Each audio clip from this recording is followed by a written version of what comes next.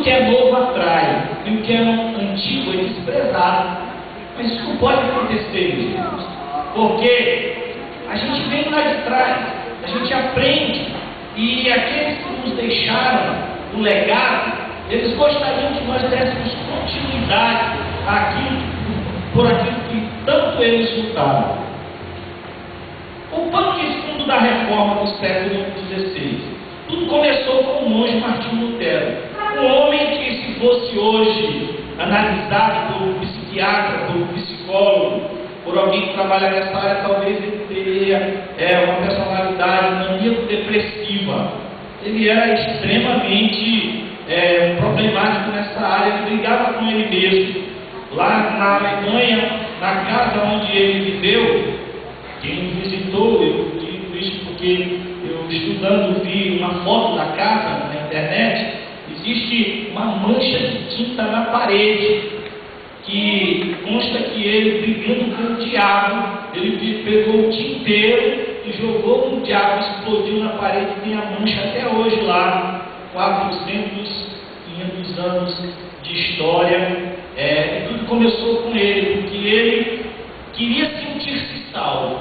Ele queria, no seu íntimo, ter a certeza de que ele estava caminhando nos caminhos de Deus, e nada lhe dava tranquilidade e paz. Estudou advocacia, bem novo, se formou, já era doutor com 20 e poucos anos de idade, é chamado de doutor Martinho, fez direito, abandonou, supersticioso por demais, vem andando na chuva, um relâmpago cai numa árvore próxima e ele quase é atingido, e ele entendeu que aquilo era a Santa Luzia que estava pedindo que ele fosse para o convento. Então ele vai para o convento, estuda, se torna exímio estudante, se torna doutor rapidamente, mas ele continua com aquela inquietação, aquela falta de paz no seu coração. Deram para ele um montão de atividades, e nada do que ele fazia dava certo, e mandaram ele fazer viagem a Roma. Ele fez e olhou lá a prostituição que acontecia na cidade de Roma, naquela época, às portas da Catedral de São Pedro, onde padres, freiras se davam em prostituição ali com muita facilidade. Ele diz isso nos seus escritos, e ele voltou pior, encontrou 12 crânios de João Batista, porque havia aquelas relíquias, e em 12 lugares diferentes apontaram para ele dizendo que aquele era o crânio de João Batista. E ele disse que ele encontrou tanto pedaço da cruz, relíquias guardadas como se fosse pedaço da cruz, que daria para construir uma casa de madeira, se juntasse tudo aquilo. Isso causou nele assim inquietação terrível. E o seu tutor, numa última tentativa de fazer com que aquele jovem monge tivesse o seu coração tranquilizado, mandou ele para a biblioteca. E ele começou a cuidar dos livros da biblioteca, e por lá, folheando uma Bíblia antiga, daquelas primeiras editadas por João Gutenberg, ele leu em Romanos capítulo 1, versículo 17, simples, o texto diz: e o justo viverá por fé. Só isso causou um impacto tão grande na vida daquele homem, tão grande, que dali para frente a vida dele mudou completamente. E ele passou então a ensinar a verdade, ensinar os alunos da universidade lá de Wittenberg na época, e a reforma começou a se espalhar até que culminou no dia 31 de outubro de 1517, 493 anos atrás. Ele fixou na Catedral de Wittenberg as 95 teses. Um outro homem que foi importante desse processo foi João Calvino. João Calvino, ele também era católico, romano. Seu pai trabalhava para o bispo e dava a ele rendimentos da igreja que fazia com que ele tivesse uma boa vida. Então ele mandou seu filho estudar, e o burburinho da reforma estava acontecendo na época. Calvino nasceu em 1509, Lutero nasceu em 1483, aí fazendo a conta, 17 mais 9 dá 26. Então, quando Calvino nasceu, Lutero tinha 16 anos de idade. Então ele nasceu em 1509, morreu em 1564, ainda bem novo, e quando ele morreu, Calvino, dizem que ele tinha 17 enfermidades. Provavelmente deve ter morrido de tuberculose. E 17 doenças ele tinha porque ele se doou. Em 1530, a cidade de Genebra, na Suíça, ele rompeu, o conselho da cidade de Genebra rompeu com a igreja romana. Então foi, na realidade, aí, um movimento político. Eles não queriam ser mais ligados a Roma por conta da exploração que Roma fazia, e os suíços acharam que aquilo ali não podia ser assim. Então romperam. E nesse rompimento que eles fizeram, eles precisaram de um pastor para a cidade.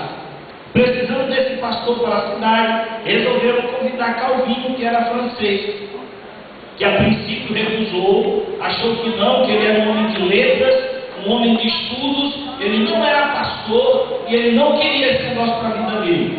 E aí ele recebeu uma reprimenda muito forte de Guilherme Farel, que o convidou, e que ameaçou até amaldiçoar os estudos de Calvino, se ele não aceitasse aquela tarefa. Ele ficou tão apavorado que ele resolveu aceitar. E aí ele passou a trabalhar ali em Genebra, na Suíça.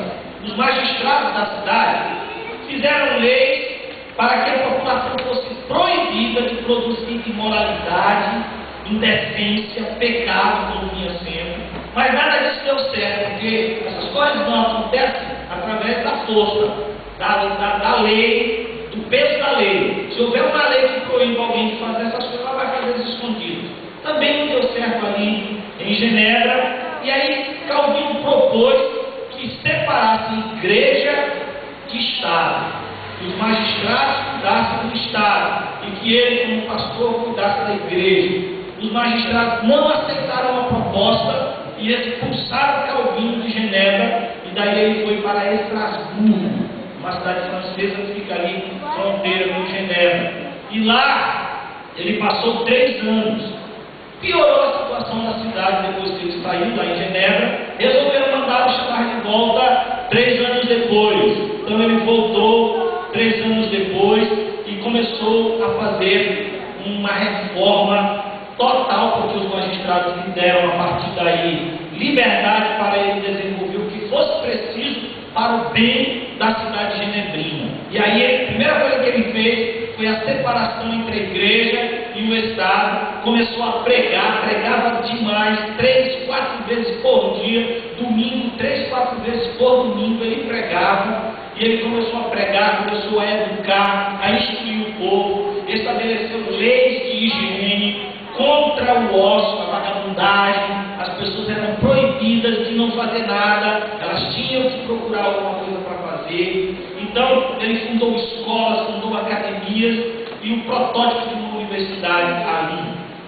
Depois dessas ações, a cidade de Genebra prosperou, tornou-se uma cidade próspera, cresceu tanto que veio a ser refúgio de milhares de protestantes de toda a Europa que fugiam da perseguição e se refugiavam ali em Genebra, e assim foi. A cidade cresceu, a cidade prosperou em todos os aspectos. A mola mestra da reforma protestante foi a redescoberta da Bíblia.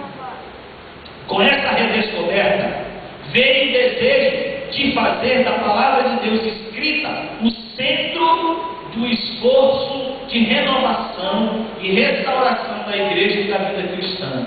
A autoridade da Escritura e a submissão a ela seriam então características essenciais desse novo movimento. Interessante que na dieta de Worms, uma cidade alemã, um oficial eclesiástico, no processo que Lutero estava sofrendo lá em Worms, esse oficial eclesiástico perguntou para Lutero o seguinte: Martinho, responda sinceramente e sem subterfúgios. Você repudia ou não os seus livros e os erros que eles contêm? Colocou assim os livros numa mesa, tudo que ele havia escrito, e perguntou isso para ele. Então, obrigado. A resposta de Lutero foi a seguinte: a menos que eu seja convencido